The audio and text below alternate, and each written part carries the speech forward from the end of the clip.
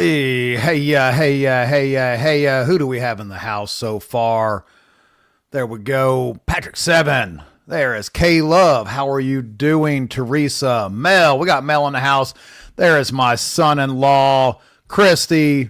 Well, no, I don't have. Well, I kind of do have Wesley Hightower in the house. Kind of, sort of. That was the test run there in the comments. What's going on, all y'all? It is T with Mountain Readiness. Of course, Mountain Readiness Mondays, where we talk homesteading, survival, preparedness, all those type of things. It has been a long weekend. I don't know about you guys. I've been playing catch up from being gone for like a month straight, trying to keep up on things, but we're finally starting to get back into the saddle, into the groove, into the grind. What are you guys doing out there? John, Tom, what's going on, Tom? Glad to see Tom Bryce in the house, brother. So we got a great show tonight. Some of our OGs of the Mountain Readiness crew. I see some eyeballs out there. Remember to like, share, subscribe. Big thanks to the Russ of Oz behind the curtain. Can you throw that? That's right. Bam. Don't forget to like, share, subscribe. Any of the love that we could possibly get is always appreciated to make the algorithm gods happy and shine favorably down upon us. So let's talk about things up and coming. We've got Mountain Readiness Spring Expo. This is 4.0, May 1st through the 3rd at the Van Hoy Family Campground. Prices are as low as they gonna be, y'all. Right now until December 31st. If you plan on coming, jump up on there and get your tickets, get your spot. December 31st, the price goes up. And right now we're running that Snap card discount, right? You get that deal. So it's going to be a good one too. I'm talking to some people. We're going to get some new people there. We've got the OGs that are all coming. Of course, our guests tonight will be there. Since day one, they've been here. And they can continue to be with us. We also can talk about later tonight that we're going to be doing our Texas event. And yes, Tom, I saw that. Tom he's one of those pre-planner. He already bought them tickets. So good on you, Tom. We appreciate you every single day. We appreciate you. Will Gomez in the house. What's going on, Will? And of course, I said Crystal. Yep. Always good to see Crystal in the house. And Crystal bought her ticket, if I'm not mistaken. I remember seeing that come through. Andrew Degenhart, Texas event. Yes, we will talk about that tonight. So let's start getting into this. Our people that are going to be on tonight, of course, Wes Hightower, 82nd Airborne, infantry, mortar man, did all the special forces stuff. An awesome guy. I'm not going to mention anything. Well, you'll see. He did the mustache thing. Like, I'm sorry, guys. He did the mustache thing. He's still hot, all right? And, he wears them sexy pants, too, a lot of times. So we're giving him a pass. But of course, got into instructor, special warfare, and intelligence, and all that secret squirrel stuff. Awesome stuff that I still don't quite understand. I'm getting there. I think I'm 3 classes deep into what they offer. And of course, Dan Keating, 8 years as a Marine. People said, oh yeah, we won't hold it against them, crayon eating and all that kind of stuff. But no, Dan is awesome. He does all that, 5 deployments and security contractor overseas. And of course, he is just spot on when it comes to that night vision, which he does a lot of training with police and military in the night vision realm. But without further ado, let's bring on these two awesome gentlemen, Mr. Wes Hightower and Dan Keating. How are you doing, guys? And they did the hand. And there it is. there it is. That mustache, dude, though. I'm just saying. Bad. It ain't bad. That is pimp. Bad. That's pimp. And you got it all like, it got the right there, right on the dimple. It's right on the edge of outside of regs. Yeah. The Ron Jeremy look. Absolutely. Yeah. I came in this morning and he was like, what's up, dude? Like, a new ID card this morning. He was like, oh, okay. Nah, you did it. You had to do it. So where are you guys at in the world right now? You're back home, aren't you, Wes? What about you, Dan? You off and about in some other realm? Well, I'm in North Carolina. I'm at Coleman's Creek right now. I shoot 3-gun matches, and we have our last big match of the year. So I'm helping. Zoo City's the company that puts the matches on, so I'm helping those guys out since I'm unemployed at the moment. So I'm gainfully unemployed, so I'm helping them out because they've been always good dudes to us. And then I'll be shooting the match Wednesday and Thursday, and then I RO the main match on Friday, Saturday, Sunday. Very cool. So, now, how many of those do you have under the belt? Like, because you do this all the time, if I'm not mistaken. You're always three or four big matches a year, and then I've been doing that for about 5 years solid now. Cool. How many have you won? Oh, I'm aggressively mediocre. I will never win one of these things. I don't live a lifestyle where I can yeah, big old 0.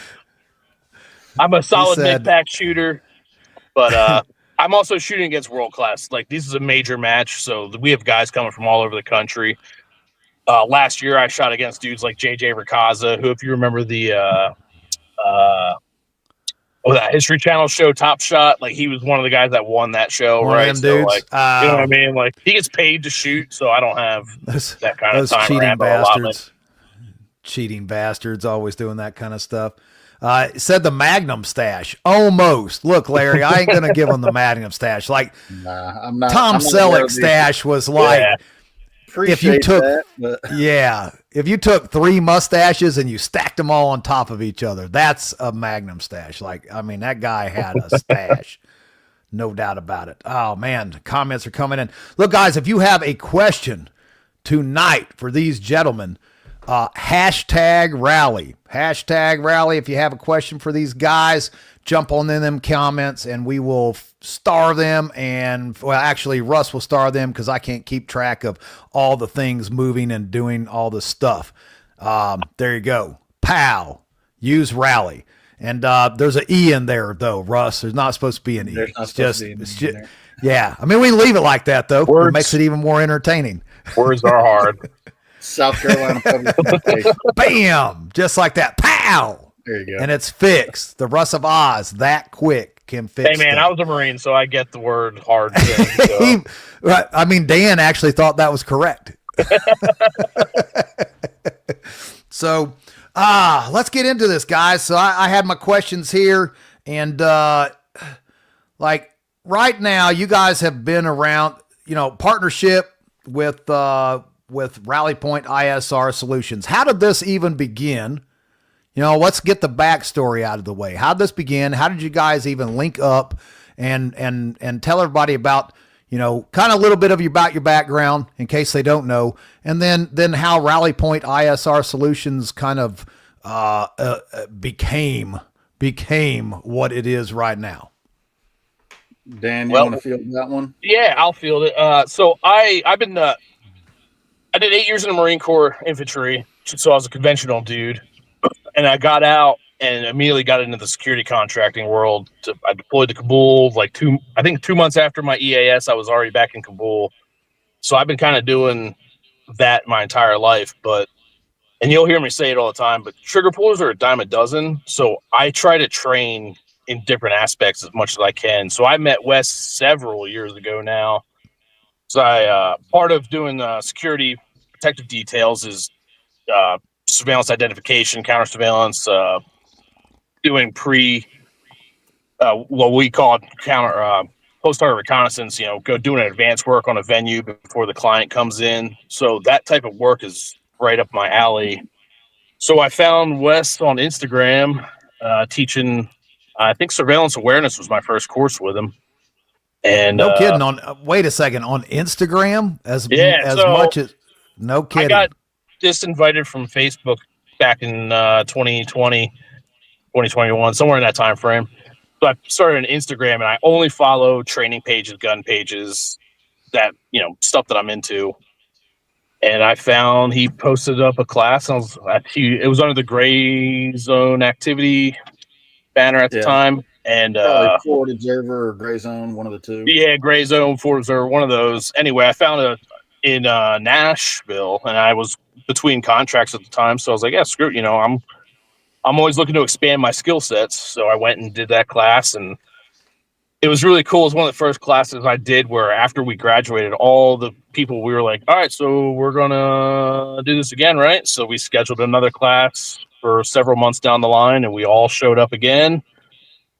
And then just been going through, and a couple years later, Wes asked if I'd be interested in working with him, since what he does and what I do really meshes well together. So, and that was a No, I huge honor. I and agree. I couldn't say no to it.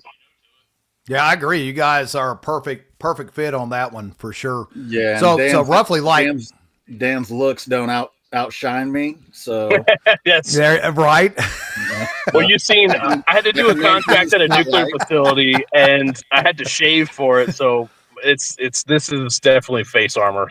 I'm a baby face if I have to shave. Man, dude, I'm the same. Like, especially if you got curly locks like this. I don't know if you guys remember Little House on the Prairie. That's like Nelly Olson shit right there. Man, you gotta have a beard.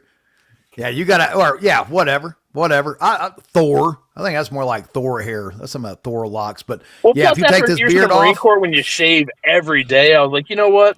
I'm being free. No, that's me. I did the 5 years on the fire department, and then when that ended, I was like, I'm done. Just that's it. Like Let it go. Like Pete Hegseth said, you should have fucking joined SF, dude. Yeah, Right. I like that guy, but that comment there, I'm just gonna pass on. I'm gonna pass altogether on it. So, like 3 years basically, and Wes, give everybody your spiel on the backstory of all the cool guy stuff that you've done up till this point. Mostly a blur. kind of like having kind of went by fast. Man, my career has been really good, man. I've been fortunate to do the things that I've done and experienced all the things that I've experienced, and I'm very thankful that that God allowed me to have the life and career that I had. And like Dan said, I met Dan at Nashville teaching a surveillance awareness course. And, I'm always hesitant to bring Marines into my inner sanctum, but after a couple of test runs, I learned that Dan was a trustworthy, smart, and motivated dude, and had some capabilities that we could bring to bear in the training realm. So, like Dan said, I think our skill sets complement each other very well. Dan's a little bit heavier on the gun side, firearms and tactics than I am. And, I'm sure most folks have probably heard me say that know me. I'm not a gun guy. I'm a tactics guy. Dan is more of a gun guy than I am. So if you need to know about guns specifically, Dan's probably your guy. But I like tactics. I could care less about guns. So. Yeah, I'm the gun guy too. Like just the dumb door kicker. That's where I'm at. That's the kind of guns that I like is spot. I like a lever action 30-30, man. Old school cowboy shit. That's the kind of shit I like. I got a bunch of old school stuff. To me, a gun is a tool, but I really like to nerd out on having 3-gun matches, right? I've got specific guns set up for competition. They're my toys, basically. Not something I would grab if I had to go to work, but they're fun. And I've got work stuff. And then if I have to do, some protective details, we have restrictions that the military didn't. It's all just how it all works. It's a tool and toolbox. Oh yeah. I've got a lot of those pew items, but one of my favorite was it last year? I think it was last year. Amber got me the, she got me the 30-30 lever action Golden Boy octagon barrel Henry repeater. And that is by far one of my favorite weapons, favorite pieces. And it's just like, it feels like you're hunting with that rifle. Like when you go hunting with that rifle, you feel like you're hunting. That's the only way I can explain it. I don't know how else I can explain that there. I love my old that man I love it. Basically stole my Marlin 30-30 from me. I took it home to go deer hunting with my son, and my old man somehow got a hold of it and was like, "Damn, this thing's nice." And then next thing you know, I don't whoops, Maryland 30-30 anymore. And there it goes. It is gone. My first hunting rifle was a 35 Remington lever action that my dad still has to this. It was his gun, but it was my gun. But then I left, and it was so. Hopefully someday that'll be my gun again someday. Right. All my kids, they do that kind of stuff too. They're like, I don't know. My daughter, I've got this big skull ring. It's silver. The guy Into the Fire, he's a famous jeweler, silversmith, and like, she saw this ring. She was like, "Hey, Dad, when you're dead, can you make sure that you leave that to me?" I'm like, "What in the world? Like, are you serious? This is how we're rolling?" I mean, like, I thought we were better than that. I'll be sad, but but if you could leave that in your will, let's see here. Burke Springs said, "Telling we got to get a 2025 Bearded Men a preparedness calendar." I couldn't agree more. Maybe we throw this together for May. This sounds like a great idea. Great idea. Let me see what I can come up with. Maybe I'm not allowed to say 9/11 on the YouTube chat. You're not? No, Did it cancel you out? This comment has failed to post to Mountain Readiness. Damn, dog. Yep. You broke the rules. Or getting canceled. You broke the rules. Already going to kill this feed right out of the gate. Well, folks, it was good. It's been real. Bye now. Next Monday. Yeah, John asked what our motivation was for joining the military. I was trying to respond, John. Well, those are all in the star. Those are in the starred comments, though. So let's pull a cup here. Our good friend Tom Bryce, he says, "Hey Wes, Pete tells me there is a class set up. He's going to get me the info. Do you know which class he's talking about?" Yeah, he's talking about the Florida class. That is, it's in February. I think it's the first weekend in February. That is our lock vulnerability and bypass techniques class. It's in Daytona, Florida. That is 6 through 8 February. Bam. And that is at Top Gun something in Daytona. But it's on that's the that range. The range? Yeah, it's a shooting range. Yeah, it's an indoor shooting range. Yeah, I hear it's a decent place. I need to get down there and make my rounds in Florida one of these days myself. I will tell you that I did. Which was the class? It was denied access was the class I did. Denied area reconnaissance. Yeah, and I expected to be way better at lock picking, but I am not. I'm just going to tell you that right now. Look here, y'all. Like, I'm going to tell you, there is a lot that goes on in this lock picking realm, and I will tell you, like the hand cutting key stuff, like your eyeballs got to be on point. Just gonna say, I don't know what these little nicks these guys said that they're seeing in the light. Them nicks wasn't there. I didn't see them. I don't care how that key got held sideways, upside down in the light. Doesn't matter. I didn't see them. But I learned a lot in that class about locks. More than ever I thought I would. And actually getting some of those tumbler locks to move, and but I probably will kick doors in way more often is where I'm at in life. That's my favorite joke, dude. Shotgun works every time. Every time. Pow. Pow. SHTF Hunter. What's going on, Richard? Richard always comes to these events whenever he can, helps me out, set up tents and stuff.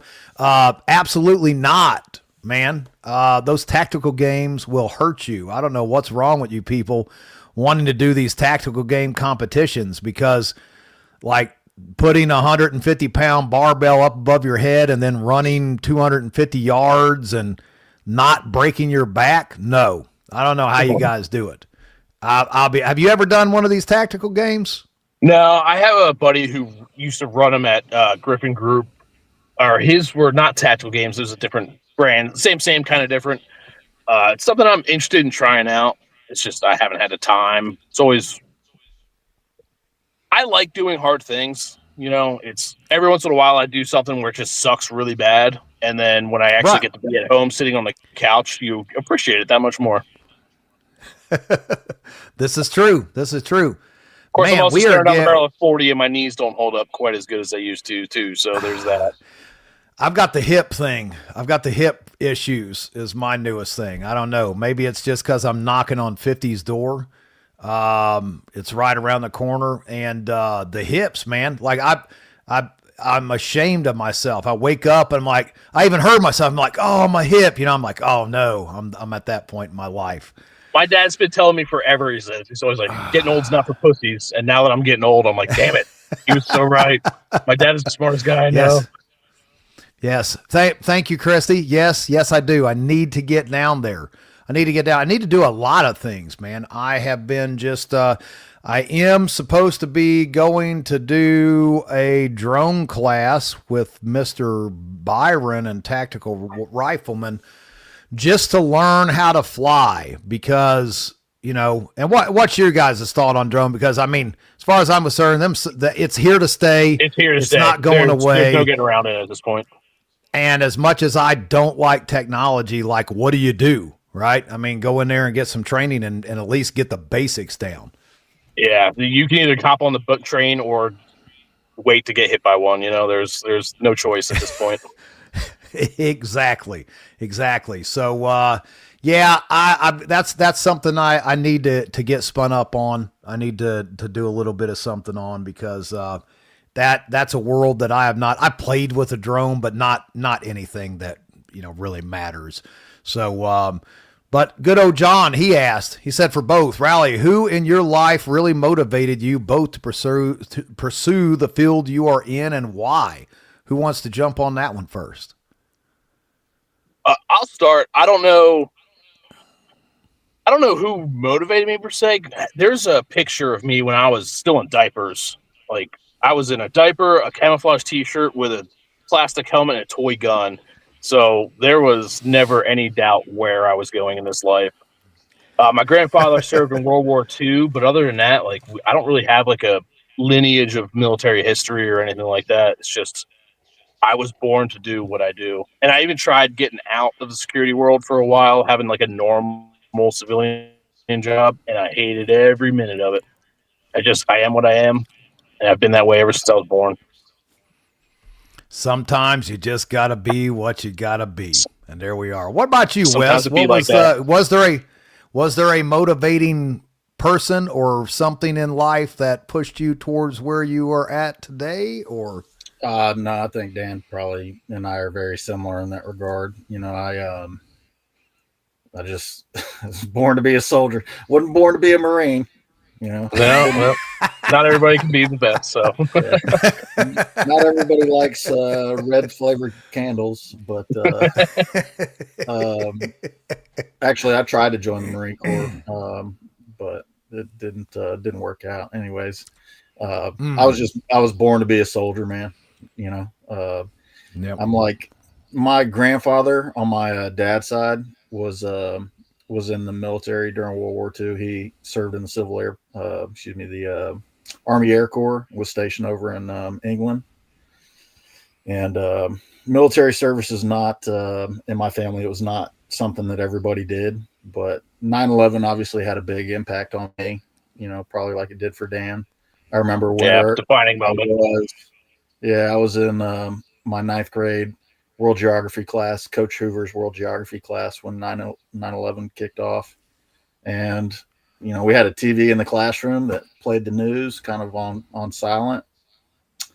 And they sent us home that day. And, you know, a couple years later, I was on my way to basic training to become a airborne paratrooper. So, I don't know. It's just written in the cards, I guess, in the stars. That's it. I jacked myself up, man. I tried. You know, I was 18. I went in there. That was peacetime, though, when I was 18. You know, those numbers that evidently we can't type into the comments. Right when that happened, you know, I was up on a roof and I'd already tried that. You know, I took this big old, you know, my medical record like a book and went in there. Man, I got laughed out of everything. Even the Marines, everybody laughed me out. They're like, "Nope, not a chance. Get out, not a chance. You'll never make it." It actually worked out better for me. You know, the Marines, I went into the Marines with my best friend, Chad. Here's how I did not get in the Marine Corps. I was 17 years old. Me and my best friend, Chad, were up late smoking weed one night. watching Full Metal Jacket, and we were like, man, you know what we should do? We should join the Marine Corps. So we went down to the Marine Corps recruiting station the next day. And then we were like, hey, man, we're going to join the Marine Corps, be infantry, join on a buddy program. There's only one problem. We've been up all night smoking weed. And the recruiter was like, well, that's no big deal. He's like, here's some pills. Take these pills, go home, drink a bunch of water, come back tomorrow. You'll take your drug test, and then you'll get in the Marine Corps. So we did.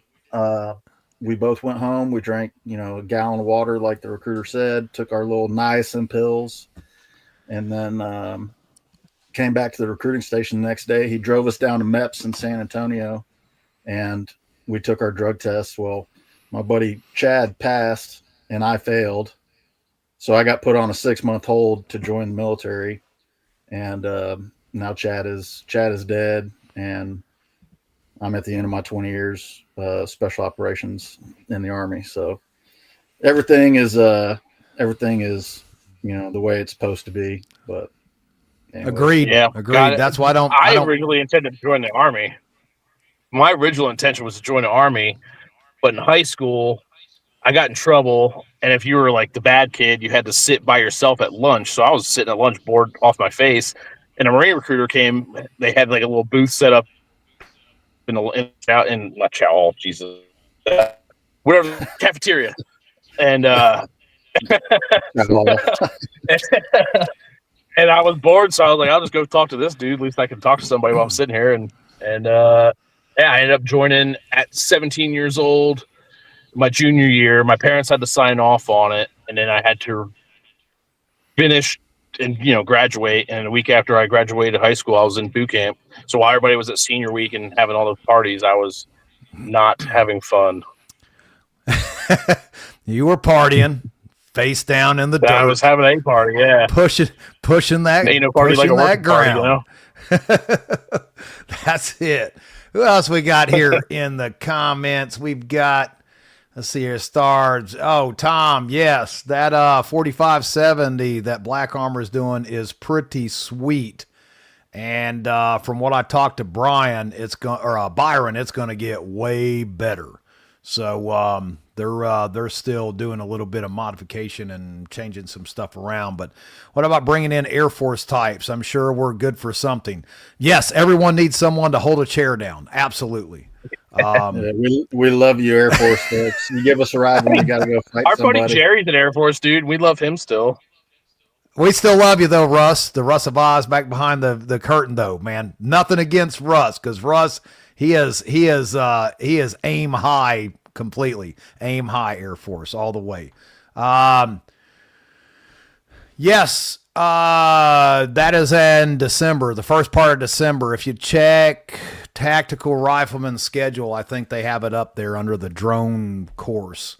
I think it's like a 4-day thing, but I can only fit 2 days. I'm only going to fly. I'm going to do the flying part, and the rest of it, I can't make it. So first 2 days is all I'm going to be able to do, because I am currently too busy playing with turkeys and chasing chickens and things of that nature. So what else we got here in the comments? I'm actually headed up to Matt's here this weekend. He's got a drone ISR class that he's teaching Friday, Saturday, Sunday. Nice. So I'm gonna go audit that deal. But well, crap. Well, let me know how it is, because I can only get 2 days of flying in for that one. Is the only place I could squeeze in for the next month or two. And but I'll take that one the next time he does it, because that's only 2 hours away from the house. So that there would be a little bit better. But let's see here. Another podcast, you were talking about a type of training where you were given an impossible task to push yourself and work better as a group. Can you give an example?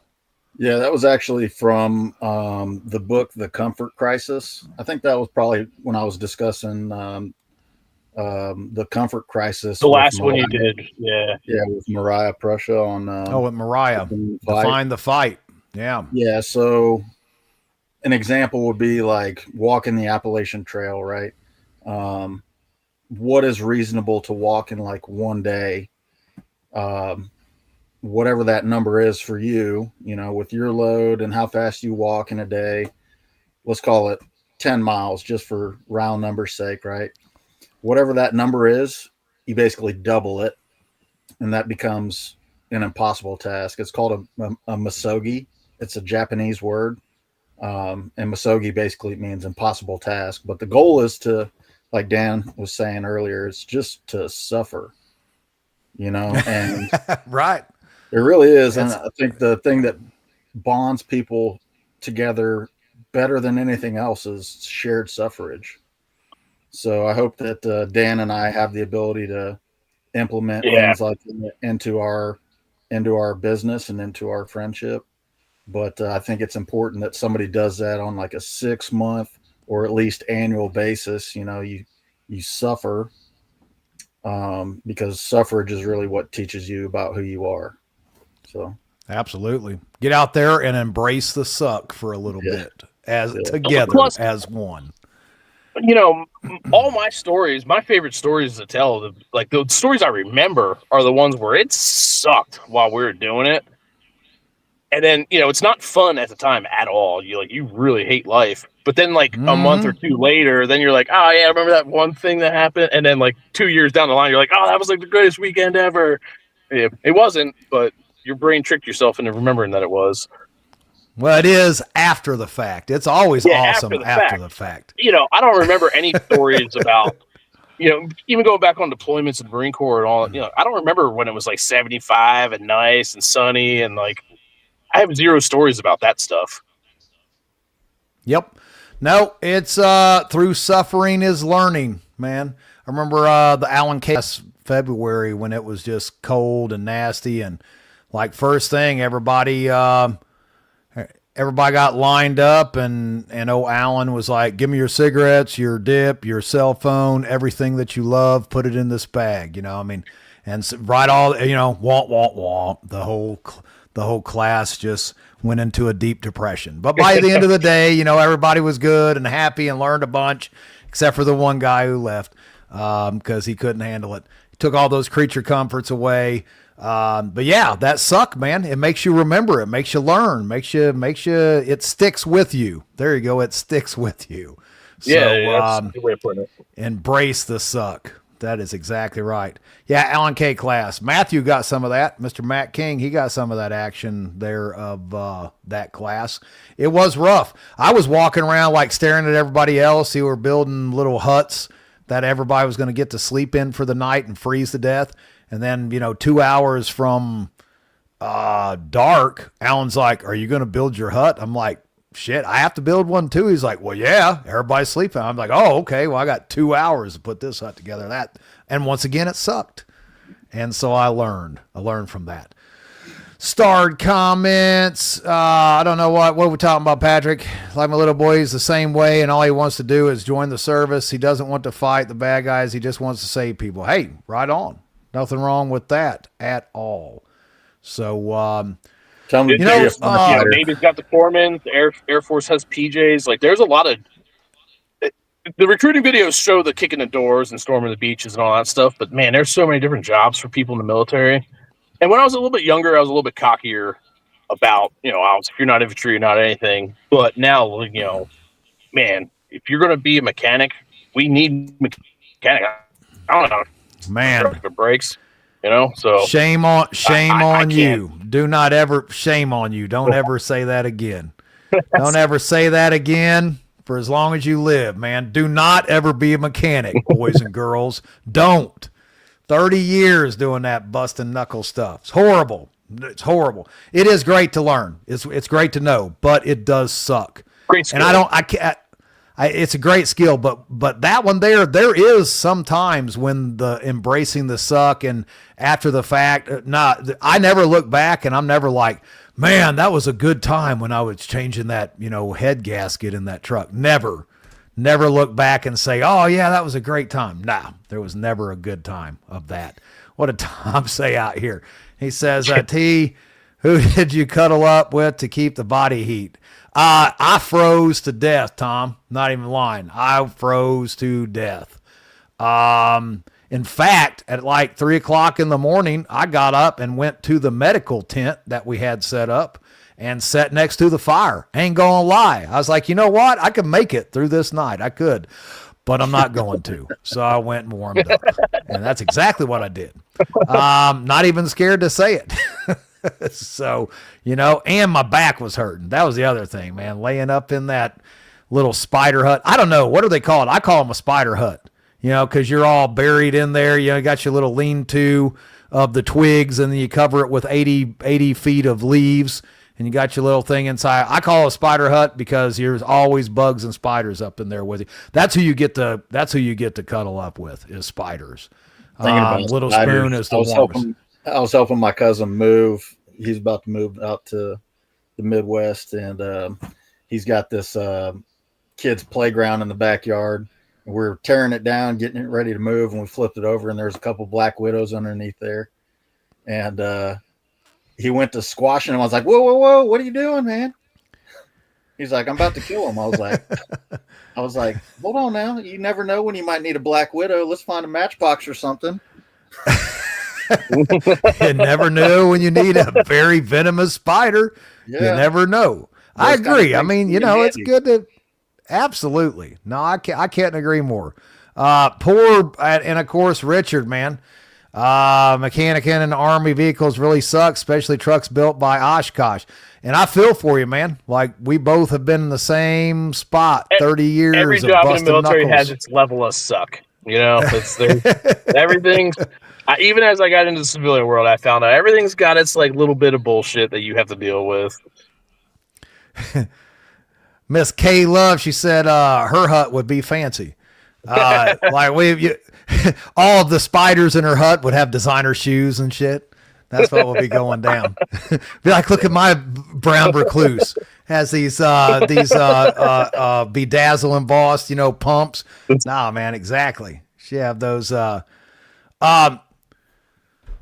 Let's talk about some of the Rally Point ISR training. But first, the Russ of Oz, would you kick up? Y'all give these guys a follow, some love. If you don't, scan this QR code right here. Take you right to the Rally Point website. Covered up half of Dan's face, but that's okay. Right. That's okay. He still looks good from the nose up. Probably better even. So, fear no man, thrive in chaos, bring to the light what is hidden by the dark. Rally Point Solutions. Where did you get that from, Wes? What does that mean to you? How did you come up with incorporating that into Rally Point? Yeah, so that is an original quote. Feel free to quote me, but I think our training is really about bringing to light things that are unknown. Like everything that we do is about figuring out what the enemy is doing and then coming up with countermeasures for whatever it is that they're doing. So, with intel, with good information, you can make informed decisions, right? Everybody's heard the term OODA loop, right? So observe, orient, decide, act. With good information, you can inform your OODA loop and make quicker, better decisions. So all of our courses really center around that: intelligence, surveillance, reconnaissance. It's about informing your OODA loop process and then being able to make quick, informed decisions. So that's what we do. Awesome. I love it. I did not know that was an original. I may utilize that now and again if there's no copyright on that saying. Yeah. Just put us on your It don't suck. It don't suck. I thought you'd done, ancient Chinese proverb you'd ripped that from or something, I did not. Very good. Love it. What is the misconceptions people have? Intelligence, surveillance, reconnaissance work. What area study? Why do we need one? I mean, I live out here in the middle of nowhere. Like, you've pulled me up on the map. I'm just like, there ain't nothing around here. Why? What's the misconceptions? Why do we need an area study? What is it? Give us some in-depth on that. Dan, you want to field that one? Yeah. So, area study, it's one of the most important things you can do because, one, if you're living in an area, you kind of want to know what the hell is happening around you anyway. So even if you live out in the middle of nowhere, an area study is not just like bad guys doing bad stuff. I'm not just worried about that, but check out your floodplain maps, right? Do historical historical, especially after last year, like, is there a historical flood area? What's the average natural disaster? Is this place earthquake prone? Is it hurricane prone? Mudslides, that's a big one in like Tennessee, West North Carolina. What are the things that I'm facing? It's not just all bad guys doing bad stuff. Sometimes Mother Nature has a say in what's happening, but you don't know until you find out. And then what kind of resources do I have? And then everybody loves talking about bugging out. And at the last mountain readiness, we did that knot tying and river crossing class. Like, all right, cool. Have you done it? You have your little cabin in the woods, but have you thought about like what it takes to get there? Do you have to cross a body of water? Like, you don't have a choice. You have a plan for that. So you don't know any of these questions to even ask unless you know what's happening around you. Right. And then we got Nick Meester. There we go. Bam. Area study combined with threat and hazard assessment as essential to know your risks. What's going on, Nick? I haven't talked to Nick in a while. Hope you are doing good, man, with the knee and all. Hope you're getting back around. And so going to have to catch it in the replay. What are the misconceptions then especially of the civilian realm when you're talking about surveillance and reconnaissance and stuff like that? I mean, what makes it important to us? What are the misconceptions of us? What would it be? The civilian puke life? Is that the correct terminology, or dirty civilians? Yeah. Dirty. I'll talk about, so at CanCon, we were talking to a couple people. We were selling little Faraday bags. Criminals, everything we're teaching is like known. Nothing's classified. So we're talking about like criminals are using these antennas to, if you have a push button start on your vehicle, they'll basically put this antenna against your front door, and it can make the relay between the key that everybody keeps by their front door and their car. But if you don't know that's a threat, then you don't even think to mitigate it, Right. And I believe we did a class. I did one of your classes. What was the flipper? I think it was the flipper deal. Talking about leaving your keys right next to the front door. I thought that was I never even thought of it, never would have thought of it. And that was one of those great, I was like, and I have moved them. I have moved them since, because I was like, man, that's way too easy to steal my stuff. You wouldn't even think about it. So at least if you know it's a threat, now I can at least start to think about it, and then our close target reconnaissance course, to me, that's my favorite. I love that course. But you're going to look at your own house way differently if you go through that course. Man, tell us. My favorite quote that I hear from students after going through CTR is, man, I see the world differently now. See the world differently. Yeah. And that's, now you guys have a CTR course coming up here soon, don't you? We don't have anything scheduled on the books. Yeah, we don't have anything on the books yet. But I'm going to have to, give us like a little bit of a taste of like, what is it? 3 day? Is it a 3 day course, 2 day course? Almost everything's 3 days. Yeah. We typically run everything Friday, Saturday, Sunday, except for our culmination event, which is it's a 5 day basically scenario that we set up. Thing about that culmination event is like, you've got to have pretty much all the skills already in the bag, because there's zero training. We basically hand you a target packet on day one, you read through all the intel, and then you start going to work. Basically it starts off at an airport. You get a description and a photo of some folks. You build a surveillance box at the airport, and then you start following them to build out their pattern of life, and then start picking them apart. And it ends with the low vis takedown on the last day. Basically rolling those dudes up in a clandestine manner, out in public. So, right. So you're actually doing the deeds. We've got actors, and you're doing the whole thing. You've got to find the target. You've got to study that pattern of life, the whole bit, and then set up your pick mission him up. Site, the whole shebang. Yeah. So it is the full mission, start to finish, is what you're getting for that course. Yeah, and for that event, it's really a blended. Dan and I break it down into like gray zone and green zone activities, right? So Green side would be like, basically assaulting, small unit tactics, sniper operations, right? All kind of the regular, kind of the army and military tasks that you think of when you think about military operations. And then gray zone stuff will be like surveillance, close target reconnaissance, surreptitious entry, technical and physical surveillance, right? And then it's blending both of those into a full 5-day scenario where you have to know all those tasks and have the capabilities to be able to, complete your operation. Okay. All right. No, I have not done that one. That's one, but we have to get all the other classes done out of the way first, though, for that one to actually be, because I believe the last class that we did, I suggested that we should go hide a bunch of stuff in Stone Mountain State Park. That ended badly. Yeah. I can tell you that that's not my forte. That was not so. The greatest. To all my fellow, it seemed like a great idea and it looked great on the map. I just had Everything never looks good on attended. PowerPoint, man. Never attended that facility at midnight. So, Area study. Yeah, area study. And there is why you do an area study right there. So cool. I seen, man, I thought I had starred stuff up there. Yeah, I remember that as well. Not to back you up, but that's a perfect example of why to do an area study. We all go out during the day and things are the way they are.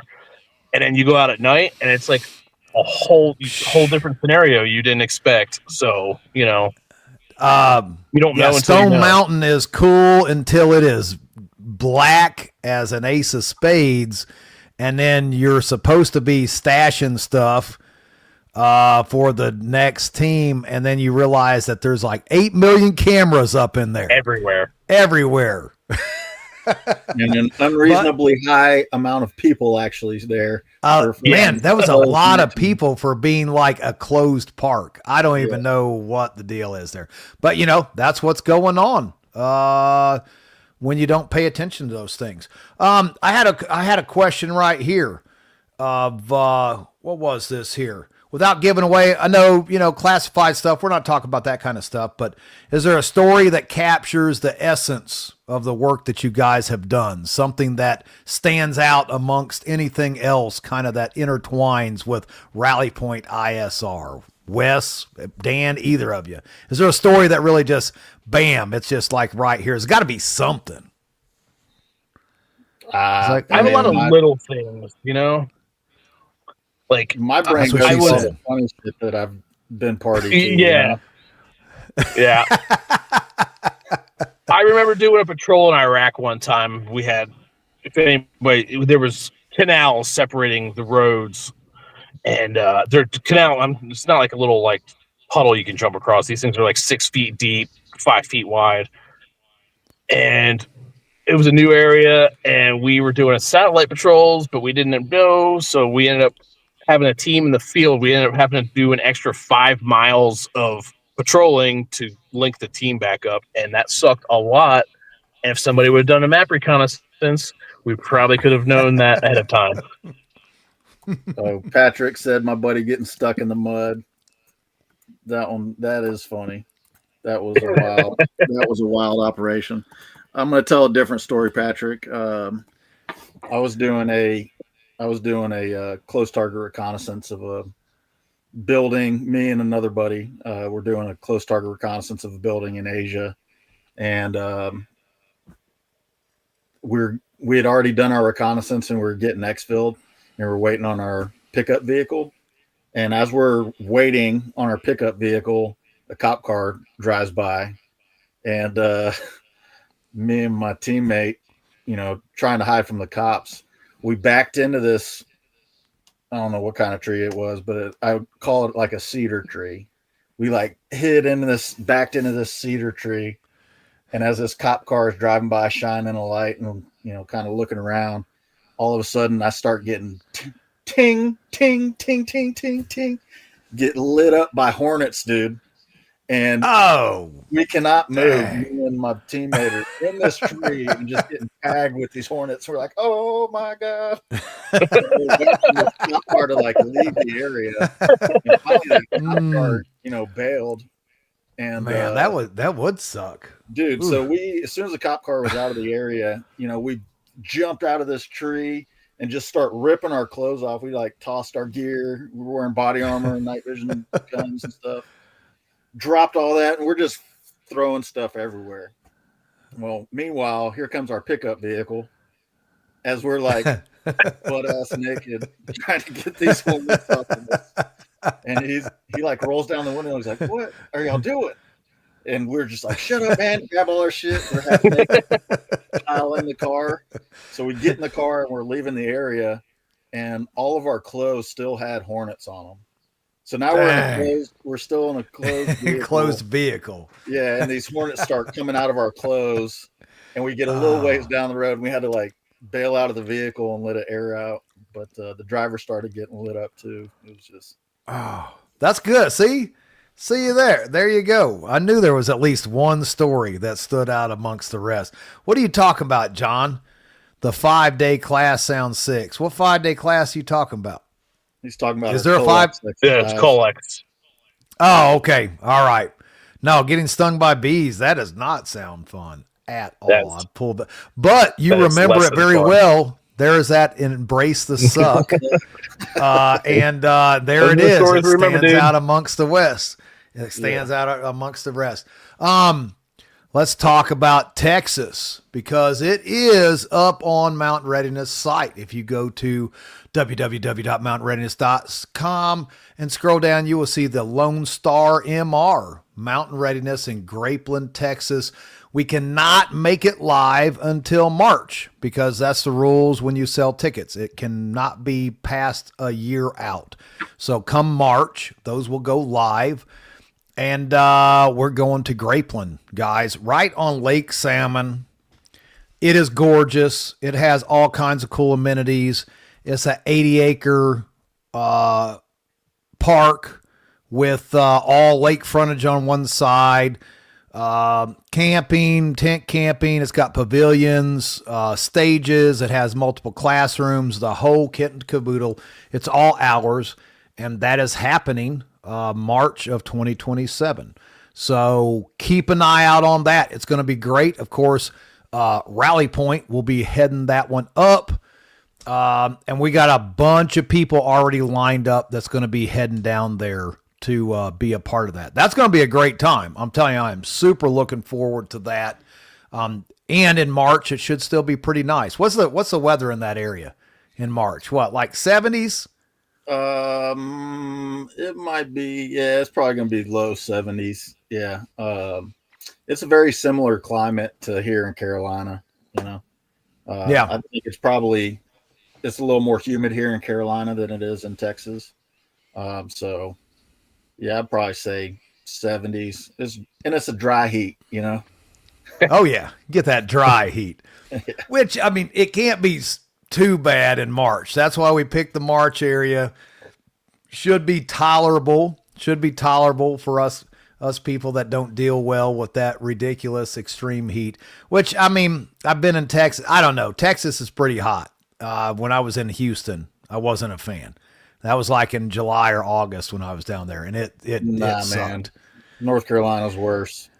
Is it? You think? Yeah. North Carolina, man, I don't know. Brutal, dude. It's the humidity. Man, I don't know. Well, depending on what part. Like, I'm up here in the hills, so like right here, it's like 10-degree difference from town. Yeah. The coast is not fun. No, it's not. It's not. So, and he said dry heat. I say, Andrew, do you live down there in Texas, Andrew? I can't remember. I thought you lived up this direction. You going to make the drive? He said dry heat. Oh, that makes it better. Iraq was dry heat. There you go. You should feel right at home. So yes, Texas, and we've got extra instructors, new instructors that are of that area. I've got some primitive skills instructors who live in that area who are awesome, and they are going to be part of that. So we've got a ton of other people for that. And remember also too, guys, we have got, that's right. Russ said Andrew's in Louisiana. Yeah, now Louisiana sucks. almost as bad as Mississippi. That Or South weather Carolina. can straight go to hell. It is hell. It's went to hell. So RV hookups in Texas. Yes, Tom, they have like 300 RV hookups, I believe is what is on that place. So like that's a bunch. We can pack them in there. And of course, right on the lake, they even have a water slide, y'all. Like, you know, hey, hold my beer, watch this. Could get something stupid. Hopefully my insurance company isn't listening right now. Pay no attention to that last comment. So, Andrew, what you got, man? T, you're going to have to get me some kind of job so I can afford to come to all your events. I have a job for you. I can make sure that your emission is covered. All you have to do is clean toilets, empty trash, set up tents, tear tents down, and you can cut a couple hours every day out to do something enjoyable. Maybe you can. Don't forget that Montana is coming up in July of next year also with Mr. Joe Dolio of Tactical Wisdom. And you guys are going to be a part of that as well. The Rally Point team will be there. And just for you guys, so you know, when we go up there, we are an hour from Glacier National Park. So we're all going there. We're all going there after the event, and it's going to be really awesome. So if you don't come, you suck. That's it. You suck. Yeah. You should come. It's going to be a good time. You know, let's see. I had my last question here. It was, if listeners could walk away with just one mindset shift, something that changes them from what you had to say, what should it be? What should the listener take? Walking away from a shift for us civilians. Dan, we'll both. He's like, hey, Dan. Yeah. I've got a comment in mind, but I think people look at what we do, and I hear all the time about like, oh, it's like Jason Bourne stuff. It's like, no, not really. But if your security is your responsibility, right? So how many people have stuff locked behind a lock they don't understand, or they just don't understand what their security is and the vulnerabilities they have around them. And just with a simple training or class or some YouTube videos or whatever learning, you can make yourself so much stronger of a security posture. And it's not that hard, or it's not that expensive, but you don't know what you don't know. Can I add to that before Wes answers? Is when we were at CanCon, and here's the bad part the way I look at this too, guys, is that and everybody out there listening to land, I am no expert in any of this. I can tell you that. But here's what I do know. Bad guys, they study this stuff all the time. Like, that's a fact. All right. And you guys were showing me some lock with the high security master with the little spinny numbers. Yeah, that blew my mind. I threw all that shit away when I got home. I was like, this no longer matters. These locks no longer matter to me. We have a mutual friend who goes to like gun shows and sells stuff, and he posts comments every once in a while, and it's about, oh, you're teaching criminals this. Man, these guys criminals learned this stuff. We're reacting to what the criminals are doing. We're trying to counter what they already know.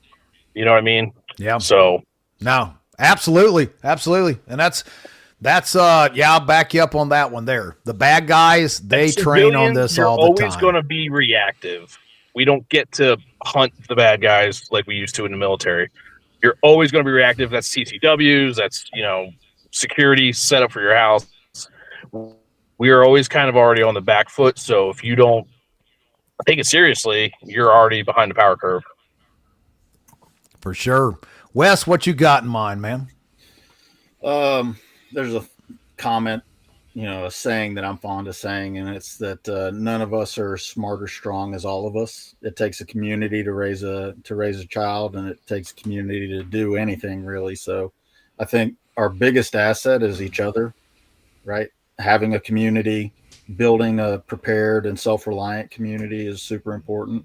And when it comes to security and preparedness, that's your biggest resources, the folks that you have in your community. So none of us can do it alone. right?